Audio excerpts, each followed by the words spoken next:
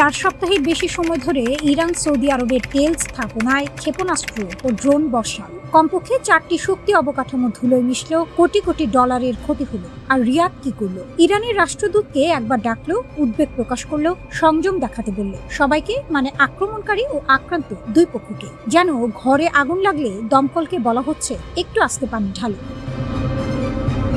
এটা দুর্বলতা নয়, এটা রাজনৈতিক কাপুরুষতা। আর এই কাপুরুষতার মধ্যেই লুকিয়ে আছে ইরানের সবচেয়ে বড় কূটনৈতিক জয়। 8 এপ্রিলের যুদ্ধবিরতির পরদিন সকালে ইরানের পররাষ্ট্রমন্ত্রী আরাকচি 5টি উপসাগরীয় দেশে ফোন করলেন। কুয়েত, সৌদি আরব, বাহরাইন, কাতার ও আরব আমিরাত। এই 5 দেশের প্রত্যেককে ইরান সপ্তাহের পর সপ্তাহ আঘাত করেছে। কেউ ফোন ধরল না, শুধু সৌদি আরব ছাড়া। যে দেশ সবচেয়ে বেশি মার খেয়েছে সেই আক্রমণকারীর ফোন তুলল। এর চেয়ে বড় নতজানু হওয়ার দৃশ্য আর কি হতে পারে? আরব আমিরাত কিন্তু ভিন্ন পথ নিল, কূটনৈতিক সম্পর্ক ছিন্ন করলো। ইসরায়েলের আয়রন ডোম নিল, পাল্টা হামলা করলো, গোপনে হলো। আর সৌদি আরব বড় ভাই সেজে বসে রইল মাঝখানে, নিরপেক্ষ সালিশির ভূমিকায়, যেন সে আক্রান্ত নয়, বিচার। সৌদি প্রিন্স তুর্কি আল ফয়সাল এর পক্ষে যুক্তি সাজালেন। ইরানের সঙ্গে যুদ্ধে না গিয়ে মোহাম্মদ বিন সালমান আসলে ইসরায়েলের ফাঁদ এড়িয়েছেন। তার দাবি, যুদ্ধে জড়ালে ইসরায়েল একমাত্র শক্তি হিসেবে দাঁড়িয়ে যেত। ইরানের ক্ষমতার প্রতি এই নমনীয়তার পাশাপাশি ইসরায়েলের প্রতি সৌদি আরবের মনোভাব ক্রমে কঠোর হচ্ছে। সোমালিল্যান্ডে ইসরায়েল একজন অনাবাসিক রাষ্ট্রদূত নিযুক্ত করল। কূটনীতির ভাষায় এটা তুচ্ছ ঘটনা। রিয়াদ 13টি আরব ও ইসলামী দেশকে নিয়ে যৌথ নিন্দা জানালো। 2015 থেকে শুরু করে বছরের পর বছর সৌদি ইসরায়েল সম্পর্ক স্বাভাবিক হওয়ার পথে এগোচ্ছিল। 7 অক্টোবরের পরেও সৌদি কর্তারা বলছিলেন গাজা যুদ্ধ থামলেই স্বাভাবিকীকরণ হবে। কিন্তু 2025 সালের গ্রীষ্মে বদলে গেল দৃশ্যপট। সরকার নিয়ন্ত্রিত মিডিয়া সুর বদলালো। এখন দাবি হলো স্বাধীন ফিলিস্তিন রাষ্ট্র না হলে কোনো কথাই নেই। যে দাবি রাজনৈতিকভাবে অসম্ভব, সেটাকে শর্ত বানানো মানে আলোচনার দরজাই বন্ধ করে দেয়া। 2026 সালের প্রথম প্রান্তিকে সৌদি বাজেট ঘাটতি রেকর্ড $34 বিলিয়ন।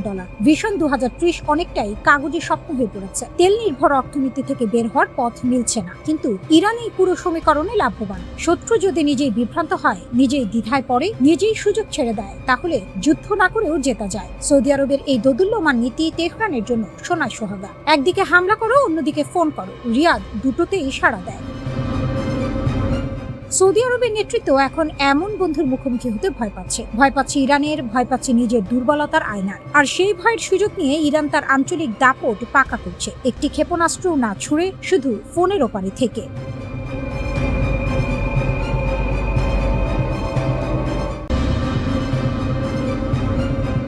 উপসাগরের বুকে যখন আগুন জ্বলছে, তখন কে মিত্র আর কে শত্রু সেই হিসাব মেলানো ভার। ইরানের প্রায় 3000 ড্রোন ও ক্ষেপণাস্ত্র দুবাই আর আবুধাবির আকাশ ছিঁড়ে পড়েছে। বন্দর, বিমানবন্দর, হোটেল, টাওয়ার কিছুই রেহাই পায়নি। সংযুক্ত আরব আমিরাত রাতারাতি রণক্ষেত্রে পরিণত হয়েছে। কিন্তু সেই ঘর পোড়া মানুষ শুধু ছাই গনে নিয়ে পাল্টে আঘাত করেছে, চুপিসারে, আড়ালে, কাউকে না জানিয়ে। এই হলো মধ্যপ্রাচ্যের আসল চেহারা। ওয়াল স্ট্রিট জার্নাল পর্দা সরিয়ে দিয়েছে। রিপোর্ট বলছে, সংযুক্ত আরব আমিরাতে এই যুদ্ধে নীরব দর্শক ছিল না। সরাসরি সামরিক হামলা চালিয়েছে ইরানের মাটিতে। পশ্চিমা যুদ্ধবিমান ও অত্যাধুনিক নজরদারি নেটওয়ার্ক ব্যবহার করে এপ্রিলের শুরুতে পারস্য উপসাগরের লাভান দ্বীপে ইরানের একটি তেল শোধনাগারে হামলা চালানো হয়েছে। সেই হামলায় বিশাল আগুন লেগেছিল। শোধনাগারের বড় অংশ মাসের পর মাসের জন্য অকেজো হয়ে পড়েছে। আমিরাত একটিও কথা বলেনি, স্বীকার করেনি, অস্বীকারও করেনি। কিন্তু যে বিষয়টি আরো চমকে দেওয়ার মতো, সেটি হলো এই হামলা হয়েছিল ঠিক সেই সময়ের কাছাকাছি যখন ট্রাম্প যুদ্ধবিরতি ঘোষণা করছিলেন। একদিকে শান্তির কথা, অন্যদিকে লাভান দ্বীপে ধোঁয়া উঠছে। এই দুমুখ খেলার নাম আধুনিক কূটনীতি। মোহাম্মদ বিন জায়েদের হিসাব মেলেনি। ইরান যখন প্রথম আঘাত করে, আমিরাতের প্রেসিডেন্ট মোহাম্মদ বিন জায়েদ সৌদি আরব ও কাতারকে একজোট করতে ছুটেছিলেন। তার হিসাব ছিল সহজ, উপসাগরীয় দেশগুলো একসঙ্গে দাঁড়ালে ইরান দুবার ভাববে, সবাই মিলে পাল্টা মারলে ইরানের ঘুম ছুটে যাবে। কিন্তু রিয়াদ নাকচ করে দিল। কাতার পিছিয়ে গেল, বাহরাইন ও কুয়েত সৌদি আরবের পথ ধরল। ওমান তো আগে থেকেই মধ্যস্থতাকারীর ভূমিকায়। কেউ কেউ মোহাম্মদ বিন জায়েদকে সরাসরি বলে দিয়েছে, এটা আমাদের যুদ্ধ নয়। আঘাতের পর আঘাত সামলে একা দাঁড়িয়ে থাকা আমিরাতের জন্য এই বার্তা ছিল কানে গরম সীসা ঢালার মতো। রিয়াদ আমিরাতের যৌথ হামলার প্রস্তাবকে উস্কানিমূলক বলে উড়িয়ে দিয়েছে। তারা বেছে নিয়েছে শুধু প্রতিরক্ষামূলক অবস্থান, কূটনীতি ও ঢাল তলোয়ার নয়। এই কৌশলগত বিভেদ সৌদি আমিরাত সম্পর্কে আগে থেকে যে ফাটল ছিল, তাকে ফাটিয়ে খাদে পরিণত করেছে। কাতার পরিস্থিতি আরো জটিল। রাশ লাফান গ্যাস টার্মিনালে ইরানের হামলার পর দোহায় ক্ষণিকের জন্য পাল্টা আঘাতের কথা ভাবা হয়েছিল, কিন্তু শেষমেশ ঠান্ডা মাথায় সিদ্ধান্ত নিয়েছে সংঘর্ষ নয়, মধ্যস্থতা। তাদের LNG রপ্তানি আর বিদেশি সামরিক ঘাঁটি ইরানের নিশানায়, তাই আগুনে ঘি না ঢালাই ইসরায়েল। নেতানিয়াহুর গোপন সফর। এই যুদ্ধের আরেকটি অধ্যায় এখন সামনে এসেছে, যা এক বিস্ময়। অপারেশন রোয়ারিং লায়ন চলাকালে ইসরায়েলের প্রধানমন্ত্রী বেনিয়ামিন নেতানিয়াহু গোপনে সংযুক্ত আরব আমিরাতে গিয়েছিলেন। পর্দার আড়ালে ইসরায়েল ও আমিরাত যে কত গভীরে হাত মিলিয়েছে, এই তথ্যগুলো তারই ছবি আনছে। ইসরায়েল শুধু কূটনীতিই করেনি, আয়রন বিম লেজার প্রতিরক্ষা ব্যবস্থাও পাঠিয়েছে আমিরাতে। আব্রাহাম চুক্তির পর এটাই দুই দেশের সবচেয়ে বড় প্রত্যক্ষ প্রতিরক্ষা সহযোগিতা।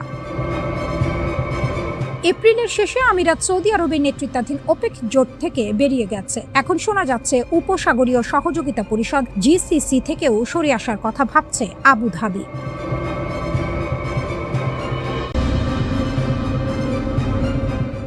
গোয়েন্দার চোখে গোয়েন্দাগিরির ফাঁদ পাতা হয়, এই সত্য আমেরিকা হাড়ে হাড়ে টের পেয়েছে মনিকা উইটের কাণ্ডে। যুক্তরাষ্ট্রের বিমান বাহিনীর অফিস অফ স্পেশাল ইনভেস্টিগেশনের কাউন্টার ইন্টেলিজেন্স অফিসার, অর্থাৎ যার কাজই ছিল শত্রুর চর ধরা, সেই মনিকা উইট নিজেই হয়ে গেলেন ইরানের সবচেয়ে মূল্যবান সম্পদ। 2013 সালে তেহরানে পালিয়ে যাওয়ার এক দশকেরও বেশি সময় পরে FBI এখন $2 লাখ পুরস্কার ঘোষণা করে তাকে খুঁজছে। কিন্তু এই খোঁজাখুঁজির পেছনে লুকিয়ে আছে এক অসাধারণ কাহিনী। কিভাবে ইরান নিজের শত্রুর ঘর থেকেই তুলে আনলো সবচেয়ে ধারালো অস্ত্র। মনিকা উইট কোনো সাধারণ কর্মকর্তা ছিলেন না। 2003 থেকে 2008 সাল পর্যন্ত মধ্যপ্রাচ্যের একাধিক অতি গুরুত্বপূর্ণ মিশনে তিনি দায়িত্ব পালন করেছেন। আমেরিকার গোয়েন্দা জগতের ভেতরের খবর, গোপন তথ্য সংগ্রহ পদ্ধতি, এজেন্টদের পরিচয় সবকিছুই ছিল তার নখদর্পণে। দর্পণে। এই মানুষটাকেই ইরান সুকৌশলে নিজেদের দলে টেনে নিয়েছে। যুক্তরাষ্ট্রের তৎকালীন অ্যাসিস্ট্যান্ট অ্যাটর্নি জেনারেল জন ডেমার্স 2019 সালে অভিযোগ করেছিলেন ইরান অত্যন্ত সুচিন্তিতভাবে মনিকাকে নিজেদের পক্ষে নিয়ে এসেছে। 2012 থেকে 2015 সালের মধ্যে তিনি ইরানি গোয়েন্দাদের সাথে লিপ্ত হন এবং আমেরিকার জাতীয় প্রতিরক্ষার সাথে সম্পর্কিত অতি গোপনীয় নথি ও তথ্য সরবরাহ করেন। শুধু তাই নয়, একজন মার্কিন গোয়েন্দা কর্মকর্তার আসল পরিচয় ফাঁস করে দেন তিনি, যার ফলে সেই কর্মকর্তার জীবন সরাসরি হুমকির মুখে পড়ে। মনিকাকে ইরান যেভাবে কাজে লাগিয়েছে সেটাই তেহরানের কৌশলী মাথার সবচেয়ে বড় প্রমাণ। তেহরানে পালিয়ে যাওয়ার পর ইরানি কর্মকর্তারা তাকে বসিয়ে রাখেনি, ঘরবাড়ি দিয়েছে, কম্পিউটার সরঞ্জাম দিয়েছে, সব ধরনের সুযোগ সুবিধা নিশ্চিত করেছে। শুধু একটাই শর্তে, কাজ চালিয়ে যাও। দীর্ঘমেয়াদী বিনিয়োগে ইরানের এই দক্ষতা চমকে দেওয়ার মতো। যখন পুরো পশ্চিমা দুনিয়া ইরানকে কোণঠাসা করার চেষ্টা করছিল, তখন তেহরান চুপচাপ শত্রুর ঘরের ভেতর থেকেই গড়ে তুলছিল নিজের প্রতিরক্ষার ঢাল। মনিকা উইট সেই ঢালের সবচেয়ে উজ্জ্বল পালক। আমেরিকার সবচেয়ে গোপনীয় গোয়েন্দা তথ্য সংগ্রহ কর্মসূচি ফাঁস হয়ে গেছে তেহরানের কাছে। অর্থাৎ আমেরিকা কিভাবে ইরানের উপর নজর রাখে, কোথায় তার এজেন্ট আছে, কি পদ্ধতিতে তথ্য সংগ্রহ করে, সবকিছুর মানচিত্র এখন তেহরানের হাতে। এই সুবিধা অর্থে কেনা যায় না, অস্ত্র দিয়ে জেতা যায় না। এটা পাওয়া যায় কেবল সঠিক মানুষকে সঠিক সময়ে পাশে পাওয়ার মাধ্যমে। এক দশকেরও বেশি সময় পরে FBI এখন $2 লাখ পুরস্কার ঘোষণা করছে। ওয়াশিংটনে কাউন্টার ইন্টেলিজেন্স বিভাগের শীর্ষ কর্মকর্তা ড্যানিয়েল ওয়াইরজবেকি বলছেন FBI তাকে ভুলে যায়নি, কিন্তু এই কথা বলতে বলতে স্পষ্ট হয়ে যাচ্ছে আসল সত্যি, FBI তাকে ধরতে পারছে না। ইরানের সংকটময় মুহূর্তে এই ঘোষণার সময়কাল কিন্তু কাকতালীয় নয়। মার্কিন ইসরায়েলি যুদ্ধের পর ইরানের ভেতরের পরিস্থিতি যখন উত্তপ্ত, তখন হয়তো ওয়াশিংটন ভাবছে এই সুযোগে মনিকার কোনো তথ্য পাওয়া যাবে কিংবা ইরানের ভেতরে অস্থিরতা তৈরি করা যাবে। কিন্তু তেহরান এই চাল আগেই বুঝে নিয়েছে। মনিকার কোনো আইনজীবী আছেন কিনা তা এখন অস্পষ্ট, কারণ তার সেই প্রয়োজনও নেই। ইরানের ছত্রছায়ায় তিনি এখন নিরাপদ। আমেরিকার পুরস্কারের টাকা তার কাছে পৌঁছানোর কোনো পথ নেই।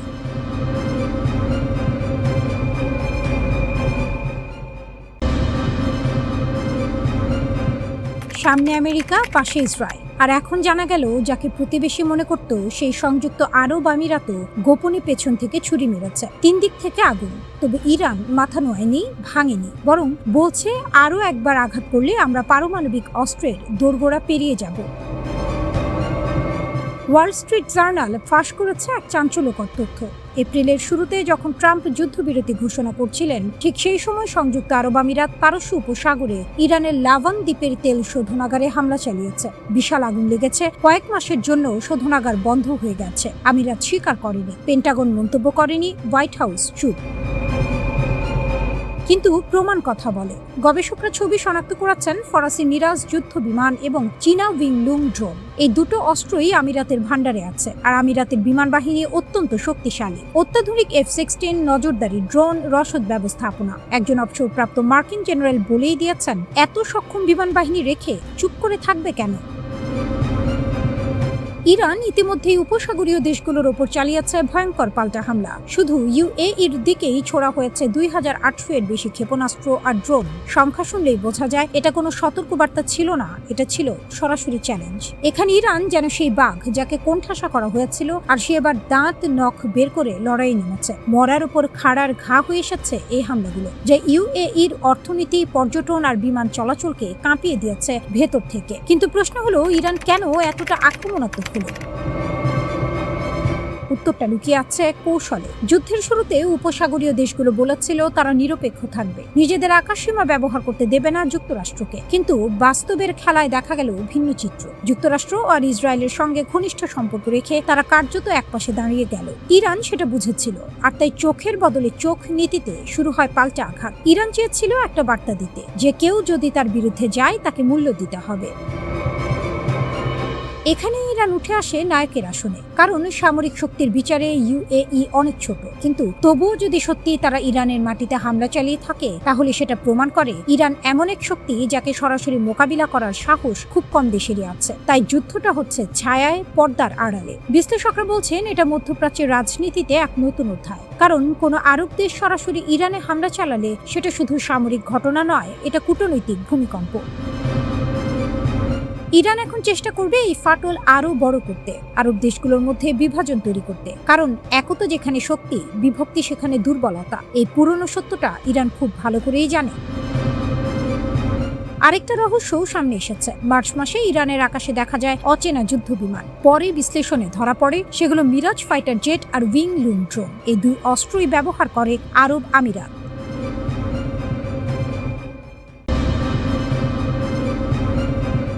মধ্যপ্রাচ্যের উত্তপ্ত মাটিতে আবারও নতুন খেলার ইঙ্গিত। নীরবতার আড়ালে চলছে গোপন লেনদেন, আর সেই গল্পে উঠে আসছে এক অদম্য শক্তির নাম ইরান।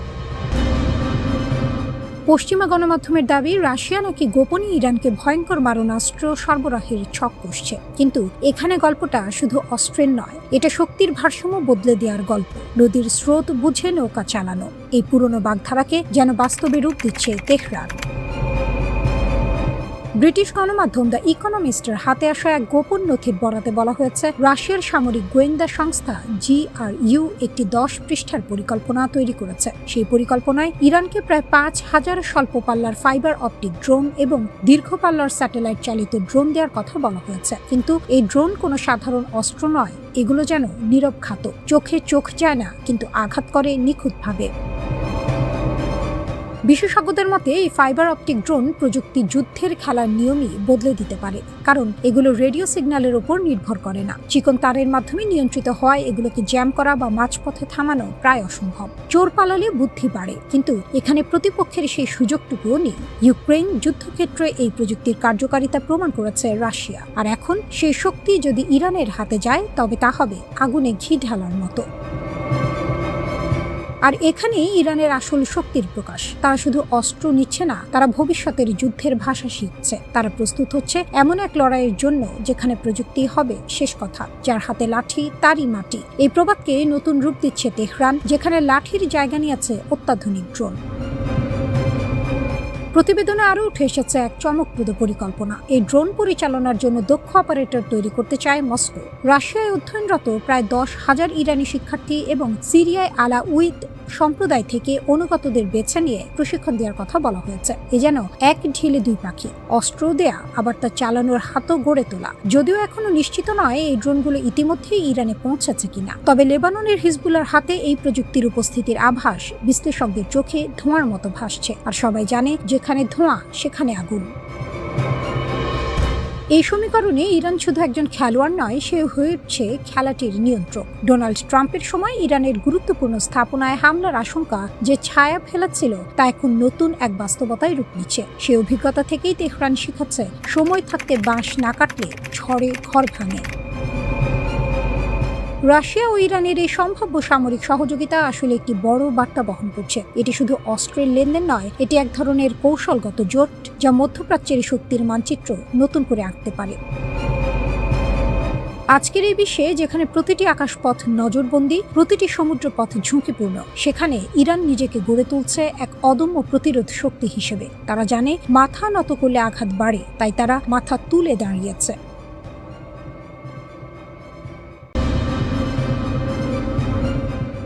একদিকে মার্কিন রণতরী, অন্যদিকে সৌদি আমিরাতের উদ্বিগ্ন দরবার, আর মাঝখানে তেহরান দাঁড়িয়ে আছে মাথা উঁচু করে, বুক চিতিয়ে যেন সিংহের গুহায় ঢুকে পড়া শিকারীরা এখন পালানোর পথ খুঁজছে। সংযুক্ত আরব আমিরাতের ফুজায়রা বন্দরের আকাশে হঠাৎ ড্রোনের ঝাঁক। ইরানের ক্ষেপণাস্ত্র ও ড্রোন হামলায় কাঁপল 15টি আকাশপথ। আমিরাতের বিমান প্রতিরক্ষা ব্যবস্থা 15টি ক্ষেপণাস্ত্র ও 4টি ড্রোন প্রতিহত করার চেষ্টা করল, তবু বেঁচে যাওয়া একটি ড্রোন এসে বিঁধল ফুজায়রার তেল স্থাপনায়। আগুন ধরে গেল। তেহরান কিন্তু এটিকে যুদ্ধ বলছে না, বলছে জবাব। মার্কিনীরা প্রজেক্ট ফ্রিডম নামে বাণিজ্যিক জাহাজ পাহারা দিতে হরমুজে ঢুকে পড়েছিল। ইরানের ভাষায় এটি ছিল অবৈধ অনুপ্রবেশ এবং অনুপ্রবেশকারীকে শিক্ষা দেওয়া তাদের অধিকার। ইরানের নৌবাহিনী সাফ জানালো তারা মার্কিন রণতরী লক্ষ্য করে ক্ষেপণাস্ত্র ও ড্রোন ছুড়েছে। কোনো ভনিতা নেই, কোনো লুকোচুরি নেই। মার্কিন পররাষ্ট্রমন্ত্রী মার্কো রুবিও হোয়াইট হাউসের পোডিয়ামে দাঁড়িয়ে অপারেশন এপিক ফিউরি সমাপ্তির ঘোষণা দিলেন। বললেন, আমরা লক্ষ্য অর্জন করেছি, কিন্তু কথার ফাঁকে ফাঁকে স্পষ্ট হয়ে গেল আমেরিকা আসলে গুটিয়ে নিচ্ছে তার লম্বা হাত। প্রজেক্ট ফ্রিডম চালু হওয়ার মাত্র একদিনের মাথায় ট্রাম্প সেটিও বন্ধ করে দিলেন। যে মিশন শুরু হয়েছিল হরমুজ খুলে রাখার দাবিতে, সেই মিশন শেষ হল ইরানের আগুনের মুখে। রিয়াদের কপালে ভাঁজ। সৌদি যুবরাজ মোহাম্মদ বিন সালমান এখন দুই নৌকায় পা দিয়ে দাঁড়িয়ে। একদিকে আমিরাতের প্রতি ভ্রাতৃত্বের প্রতিশ্রুতি, আরেকদিকে তেহরানের সঙ্গে ফোনালাপ। 6 মে ইরানের পররাষ্ট্রমন্ত্রী আরাকচি চীন সফরের মাঝখানে সৌদি পররাষ্ট্রমন্ত্রী ফয়সাল বিন ফারহানকে ফোন করলেন। বেজিংয়ের ছায়ায় বসে রিয়াদ তেহরান কথোপকথন, এই ছবিটা নিজেই হাজার কথা বলে। রিয়াদ আমিরাতে হামলার নিন্দা করেছে ঠিকই, কিন্তু বিশেষজ্ঞরা বলছেন মোহাম্মদ বিন সালমানের মাথায় এখন একটাই প্রশ্ন ঘুরছে, পরের লক্ষ্য কি সৌদি আরব? তাই হয়তো এক হাতে নিন্দার বিবৃতি, অন্য হাতে তেহরানের সঙ্গে কূটনীতির সুতো ধরে রাখা। ইরানের সাফ বার্তা। তেহরান এবার কাঁচের ঘরে থাকা প্রতিবেশীদের উদ্দেশ্যে বলল, কাঁচের ঘরে বসে ঢিল ছুড়বেন না। ইরানি সামরিক সূত্র সরাসরি হুঁশিয়ারি দিল আমিরাতকে, যদি ইসরায়েলের খেলার পুতুল হও, তাহলে তোমার প্রতিটি স্থাপনা আমাদের লক্ষ্যবস্তু হবে। কোনো 1 ইঞ্চি আমিরাতি স্থাপনা নিরাপদ থাকবে না। জিসিসি, ইউরোপীয় ইউনিয়ন, কাতার সবাই নিন্দার ঝুড়ি খালি করছে, কিন্তু ইরান ভ্রুক্ষেপও করছে না। কারণ তেহরান জানে নিন্দার শব্দ বাতাসে মেলায়, কিন্তু হরমুজের নিয়ন্ত্রণ থাকে যার হাতে, বিশ্ব তেল বাজারের চাবিকাঠিও থাকে তার হাতে। দশকের পর দশক রুগ্ন রাষ্ট্র তকমা পরেও ইরান আজ প্রমাণ করছে কোণঠাসা সিংহ সবচেয়ে বিপজ্জনক। মার্কিন যুক্তরাষ্ট্র পিছু হচ্ছে, সৌদি আরব সমঝোতার পথ খুঁজছে, আমিরাত ক্ষতের হিসাব করছে, আর ইরান সে দাঁড়িয়ে আছে হরমুজের মুখে, ইতিহাসের বাঁকে নিজেই নিজের ভাগ্যের কর্ণধার হয়ে।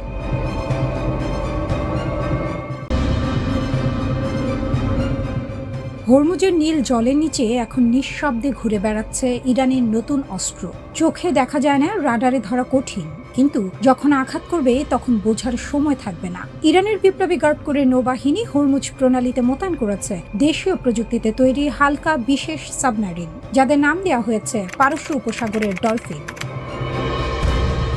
ইরানি নৌবাহিনীর কমান্ডার অ্যাডমিরাল শাহরাম ইরানি এক ভাষণে পরিষ্কার জানিয়ে দিয়েছেন, এই সাবমেরিনগুলো শুধু প্রদর্শনীর জন্য নয়, দীর্ঘ সময় সমুদ্রের গভীরে, সমুদ্র তলে অবস্থান করে শত্রুর জাহাজ বাঁধা দেয়া এবং প্রয়োজনে ধ্বংস করা, এটাই এদের কাজ। হরমুজের বিস্তীর্ণ জলরাশি জুড়ে ছড়িয়ে পড়ার ক্ষমতা রাখে এই ডলফিনের দল। সম্প্রতি দেনা ডেস্ট্রয়ারের শহীদদের স্মরণে আয়োজিত এক অভিযানে এই সাবমেরিনগুলো জলের উপরে উঠে এসে প্রদর্শনীমূলক মহড়া দেখালো, তারপর আবার নিঃশব্দে মিলিয়ে গেল গভীরে, যেন সংকেত দিল, আমরা আছি, আমরা অপেক্ষা করছি। এটা শক্তির বার্তা, এটা ইরানের, আমাদের ঘরে ঢুকলে পরিণতি বুঝবে। উপর দিয়ে ইরান যখন ক্ষেপণাস্ত্র ও ড্রোনের হুমকি দিচ্ছে, নিচে তখন ডলফিনেরা জলের তলায় জাল বুনছে। এটা কাকতালীয় নয়, এটা পরিকল্পিত কৌশল। ইরানের সংসদের জাতীয় নিরাপত্তা কমিটির মুখপাত্র ঘোষণা করেছেন ইরানের ধৈর্যের সীমা শেষ। সামরিক মুখপাত্র সরাসরি বলেছেন পরবর্তী আঘাতের জবাবে শত্রুরা মুখোমুখি হবে নতুন অস্ত্র, নতুন যুদ্ধকৌশল এবং নতুন যুদ্ধক্ষেত্রের। সেই নতুন যুদ্ধক্ষেত্র কোথায়? হরমুজের অন্ধকার গভীরতায়, যেখানে আমেরিকার সবচেয়ে আধুনিক ডেস্ট্রয়ারও চোখ বন্ধ করে চলে। সাবমেরিন মোতায়েন মানে ইরান এবার খেলার নিয়ম বদলে দিচ্ছে। আকাশে যুদ্ধ হলে অ্যান্টি ড্রোন প্রযুক্তি আছে, জলের উপরে যুদ্ধ হলে রাডার আছে, কিন্তু সমুদ্রের তলায় সেখানে গেমটা সম্পূর্ণ আলাদা। ওয়াশিংটনের হিসাব কি মিলছে? আমেরিকা মে মাসের শুরু থেকে আগ্রাসী অবস্থানে আছে। USS George HW. বুশ থেকে উড়ে আসা F-18 সুপার হর্নেট, ইরানের তেলবাহী MT স্টার 3 ও MT সেডার 2 এর চিমনিতে নিখুঁত আঘাত করেছে। 4টি ইরানি জাহাজ অচল করা হয়েছে, 58টি বাণিজ্যিক জাহাজকে পথ বদলাতে বাধ্য করা হয়েছে।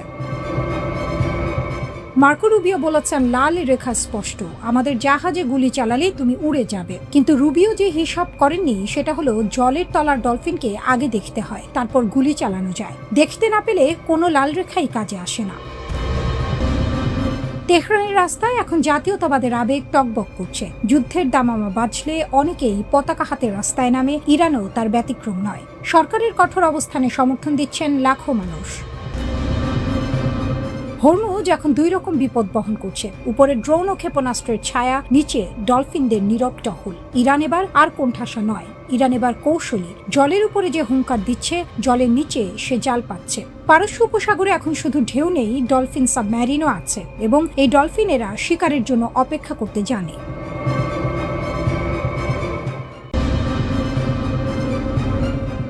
1945 সালের আগস্ট মাস, জাপানের হিরোশিমার আকাশে একটি বিমান, তারপর একটা ঝলক, মাত্র একটি বোমায় মুহূর্তের মধ্যে শেষ হয়ে গেল 80,000 মানুষের জীবন। সেদিন থেকে পৃথিবীর প্রতিটি শক্তিশালী দেশ একটাই স্বপ্ন দেখতে শুরু করলো, আমার হাতেও যদি এই ক্ষমতা থাকতো। সেই স্বপ্নের পেছনে ছুটতে গিয়ে বন্ধু ধোঁকা দিয়েছে বন্ধুকে, গুপ্তচর ঢুকেছে মিত্রের ঘরে, হানি ট্র্যাপে ফাঁসানো হয়েছে বিজ্ঞানীকে, আর কোথাও কোথাও নিজের দেশের মানুষকে বলির পাঁঠা বানানো হয়েছে। গল্পের শুরু 1938 সালে। জার্মান বিজ্ঞানীরা আবিষ্কার করলেন পারমাণবিক ফিশন, পরমাণু ভেঙে অকল্পনীয় শক্তি বের করার পদ্ধতি। সেই খবর পৌঁছে গেল আইনস্টাইনের কানে। তিনি সঙ্গে সঙ্গে চিঠি লিখলেন আমেরিকার প্রেসিডেন্টকে, হিটলার এই জ্ঞান দিয়ে পৃথিবী শেষ করে দিতে পারে। শুরু হলো ম্যানহাটন প্রজেক্ট। আমেরিকা, ব্রিটেন, কানাডার সেরা বিজ্ঞানীরা একসঙ্গে, অঢেল অর্থ, গোপন ল্যাব। 1945 সালে নিউ মেক্সিকোতে প্রথম পরীক্ষায় সাফল্য, আর তারপরই হিরোশিমা, নাগাসাকি। যুদ্ধ শেষ হলো, কিন্তু নতুন এক রেস শুরু হলো। যুদ্ধে আমেরিকার মিত্র ছিল সোভিয়েত ইউনিয়ন, কিন্তু পর্দার আড়ালে চলছিল অন্য খেলা। আমেরিকান বিজ্ঞানীরা গবেষণাপত্র প্রকাশ বন্ধ করে দিল। মস্কো বুঝল কিছু একটা লুকানো হচ্ছে। সোভিয়েত গোয়েন্দারা ম্যানহাটন প্রজেক্টে ঢুকে পড়ল, চুরি করলো নকশা, তথ্য, হিসাব। কিন্তু আমেরিকাও কম চালাক ছিল না। সেই গুপ্তচরদের ডাবল এজেন্ট বানিয়ে ভুল তথ্য পাঠাতে শুরু করলো মস্কোতে। সোভিয়েত বুঝলো ফাঁকিটা, নিজেদের গবেষণা নিজেরাই করলো। 1949 সালে কাজাখস্তানের মরুভূমিতে বিস্ফোরণ, আমেরিকার একচেটি আধিপত্য শেষ, শুরু হলো ঠান্ডা যুদ্ধ। ব্রিটেন আমেরিকার আগেই গবেষণা শুরু করেছিল 1940 সালে, জার্মান থেকে পালিয়ে আসা বিজ্ঞানীদের নিয়ে। তারপর যুদ্ধের প্রয়োজনে সব গবেষণা তুলে দিল আমেরিকার হাতে চুক্তির বিনিময়ে। চুক্তিতে লেখা ছিল প্রযুক্তি ভাগ হবে, কিন্তু যেই আমেরিকা বোমা বানিয়ে ফেললো, চুক্তি ছিঁড়ে ফেললো, মুখের উপর না বলে দিল। পিঠে ছুরি খেয়েও ব্রিটেন দমেনি, নিজেই শুরু করলো আবার। 1952 সালে অস্ট্রেলিয়ার কাছে সমুদ্র পরীক্ষা সফল। ফ্রান্সকে পারমাণবিক পথে ঠেলে দিয়েছিল অপমান। সুয়েজ খালের লড়াইয়ে রাশিয়া পারমাণবিক হুমকি দিয়েছিল, আমেরিকা অর্থনৈতিক চাপ দিয়েছিল। ফ্রান্সকে পিছু হটতে হয়েছিল লেজ গুটিয়ে। সেই লজ্জার জবাব দিল 1960 সালে সাহারা মরুভূমিতে বিস্ফোরণ। চীনের গল্পটা আরো নাটকীয়। কোরিয়ান যুদ্ধে আমেরিকা পারমাণবিক হুমকি দিয়েছিল। মাও সে-তুং বুঝলেন অস্ত্র না থাকলে সম্মান নেই। সোভিয়েত প্রথমে সাহায্য করলো, তারপর মাঝপথে সব বিজ্ঞানী ফিরিয়ে নিল। চীন একাই লড়ল। 1964 সালে পরীক্ষার নাম রাখলো 596, কারণ 1959 সালের জুনে রাশিয়া ছেড়ে গিয়েছিল। ইসরায়েল আজও স্বীকার করে না পরমাণু অস্ত্র আছে কিনা, কিন্তু বিশ্ব জানে। 1986 সালে মোর্দেচাই ভানুনু নামের এক প্রযুক্তিবিদ ব্রিটিশ সংবাদপত্রে সব ফাঁস করে দিলেন। ছবি, নথি, গোপন তথ্য। মোসাদ হানি ট্র্যাপ পাতল এক নারী গোয়েন্দা তাকে প্রেমের ফাঁদে ফেলে রোম থেকে ইসরায়েলে নিয়ে গেল। 18 বছর কারাগার। আজও পাহারায় জীবন কাটাচ্ছে ভানুনু। কিন্তু জানা গেল কেনেডি বেঁচে থাকতে ইসরায়েলকে আটকে ছিল। কেনেডি নিহত হওয়ার পর পথ পরিষ্কার হলো। 1967 সালে ইসরায়েল নীরবে কাজ সারল। ভারত শান্তির মুখোশ পরে কানাডা আমেরিকা থেকে চুল্লি আনলো। পর্দার আড়ালে চলল অন্য কাজ। 1974 সালে রাজস্থানের মরুভূমিতে বিস্ফোরণ, নাম দিল স্মাইলিং বুদ্ধ। দক্ষিণ আফ্রিকা বর্ণবাদের কারণে একা হয়ে গিয়ে বোমা বানালো। তারপর সোভিয়েত পতনের পর নিজেই ধ্বংস করলো। ইতিহাসে একমাত্র দেশ। পাকিস্তানের পথ দেখিয়েছিলেন আব্দুল কাদির খান। নেদারল্যান্ডের ল্যাব থেকে চুরি করা নকশা নিয়ে দেশে ফিরলেন। চীনের সাহায্য, আমেরিকার চোখ বন্ধ। 1998 সালের রাশকোহের পাহাড়ে পরীক্ষা। আর উত্তর কোরিয়া মিসাইল ছিল, পরমাণু ছিল না। পাকিস্তানের কাছ থেকে পরমাণু প্রযুক্তি বদলে দিল মিসাইলের নকশা। 2006 সালে প্রথম পরীক্ষা। 10টা দেশের 10টা গল্প। প্রতিটিতে বিশ্বাসঘাতকতা, গোপনীয়তা আর অপমানের আগুনে জন্ম নেওয়ার সংকল্প। কিন্তু এই রেস কি শেষ হয়েছে? বিশেষজ্ঞরা বলছেন পরের নম্বর ইরানের। মধ্যপ্রাচ্যের একমাত্র পারমাণবিক শক্তি ইসরায়েল তাকে ঠেকাতে মরিয়া। আর ইরান যদি সফল হয়, সৌদি আরবের যুবরাজ MBS আগেই বলে রেখেছেন, আমরাও পিছিয়ে থাকবো না। পৃথিবীর সবচেয়ে ভয়ঙ্কর খেলাটা এখনো চলছে।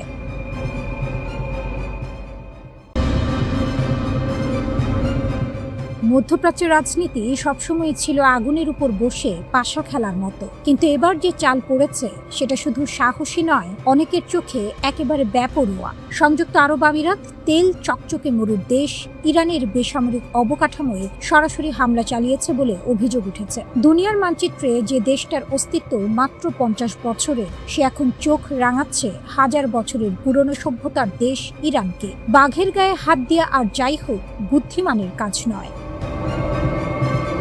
বিশ্লেষক রবার্ট ইনল্যাকিশ বলছেন, আমিরাত নিজেকে উদ্ভাবন, শান্তি আর সহনশীলতার দেশ হিসেবে সাজিয়ে রাখলেও পর্দার আড়ালে সম্পূর্ণ অন্য খেলা চলছে। দুবাইয়ের কৃত্রিম স্কাইলাইনের মতো কৃত্রিম এই ভাবমূর্তি। আবুধাবির শাসকরা বিশাল তেল সম্পদের জোরে একটা মুখোশ পড়েছেন, আর সেই মুখোশের পেছনে চলছে এক সুদূর প্রসারী কৌশলের বাস্তবায়ন। সেই কৌশলের নাম ইসরায়েলের সাথে কাঁধে কাঁধ মিলিয়ে ইরানকে কোণঠাসা করা।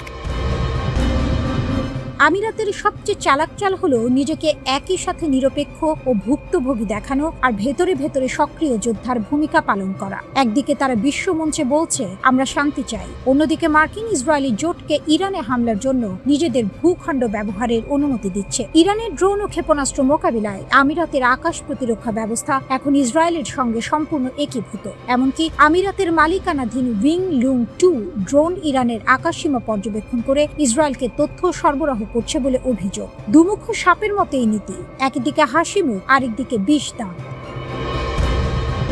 ইরান ইসরায়েল দ্বন্দ্বেই থামেনি আমিরাত। লিবিয়া, ইয়েমেন, সুদান, 3টি দেশে ছায়াযুদ্ধে সক্রিয়ভাবে জড়িত আবুধাবি। সুদানের RSF বাহিনীকে মদত, ইয়েমেনি বিচ্ছিন্নতাবাদীদের সহায়তা। সবকিছুর পেছনে একটাই লক্ষ্য, প্যান আরব ও প্যান ইসলামিক যে কোনো ঐক্যের মেরুদণ্ড ভেঙে দেয়া। মুসলিম ব্রাদারহুড বা ইসরায়েল আমেরিকার আধিপত্যকে যে কেউ চ্যালেঞ্জ করুক, আমিরাত তাদের বিরুদ্ধে। এটা লুকানো নীতি নয়, এটা আমিরাতের প্রকাশ্য এজেন্ডা। আব্রাহাম অ্যাকর্ডস এর মাধ্যমে শুধু নিজেরাই ইসরায়েলের সাথে চুক্তি করেনি, সুদান আর মরক্কোকেও সেই পথে টেনে এনেছে। এ যেন আগুনে তেল ঢালার প্রতিযোগিতায় নেমেছে আমিরাত, নিজের হাত পুড়বে কিনা সেই হিসাব না করে। চারপাশে তাকালে ছবিটা আরো স্পষ্ট হয়। ওমান সরাসরি না বলে দিয়েছে ইরানের বিরুদ্ধে কোনো সামরিক অভিযানের জন্য তাদের মাটি ব্যবহার করা যাবে না। কাতার নিরপেক্ষ থাকার চেষ্টা করছে, কিন্তু আমিরাত তারা ইরানকে সন্ত্রাসবাদী আখ্যা দিয়ে উত্তেজনার আগুনে ফুঁ দিচ্ছে। লিটল স্পার্টা এই নামে নিজেদের ডাকতে ভালোবাসে আমিরাত। আঞ্চলিক পরাশক্তি হওয়ার স্বপ্ন তাদের, কিন্তু স্বপ্ন আর বাস্তবতার মাঝে ফারাক অনেক। ইরান হলো এমন একটি দেশ যে দশকের পর দশক নিষেধাজ্ঞা সহ্য করেও টিকে আছে, যার হাত অনেক দূর পর্যন্ত পৌঁছায়, লেবানন থেকে ইরাক, ইয়েমেন থেকে সিরিয়া। আমিরাতের তেলের কূপ আর পর্যটন শিল্প ইরানের একটি সফল পাল্টা আঘাত সইতে পারবে কিনা সেটা ভাববার বিষয়। বাঘের গায়ে হাত দিলে বাঘ ঘুরে দাঁড়ায়, সেই পুরনো সত্যটা আমিরাত ভুলে গেছে কিনা সময় বলে দেবে। মধ্যপ্রাচ্যের দাবার বোর্ডে এই মুহূর্তে সবচেয়ে বড় প্রশ্ন একটাই, আমিরাত কি শুধু ঘুঁটি চালছে নাকি নিজেই ঘুঁটি হয়ে যাচ্ছে?